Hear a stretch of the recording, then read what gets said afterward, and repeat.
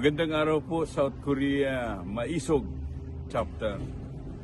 Inanyahan po namin kayo sa pagsama-sama sa ating rally ngayong Sunday 15th of March dyan sa Wangdong, Seoul. So, ang South Korea Maisog Chapter ay recognized ng Philippine Maisog at saka Maisog International.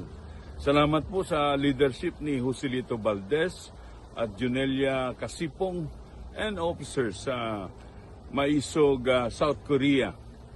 At tuloy-tuloy po ang ating pakikipaglaban para sa bayan dahil mahal po natin ang Pilipinas. Ngayon kasama ko si dating spokesman ni PRRD dito sa Hungary ngayon araw na to.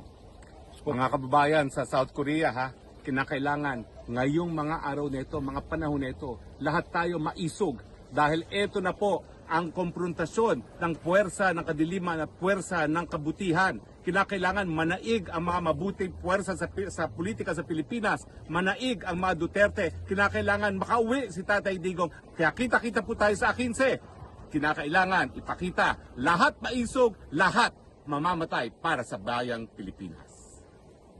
Ako po bilang chairman ng Maisog International, ang presidente ko po sa 2028 ay kundi si Sara Duterte. Siya po ang ating presidente, siya po ang ating suportahan, siya po ang ating tulungan. Mabuhay ang Pilipinas, mahal natin ang bayan. Mabuhay. Mabuhay po.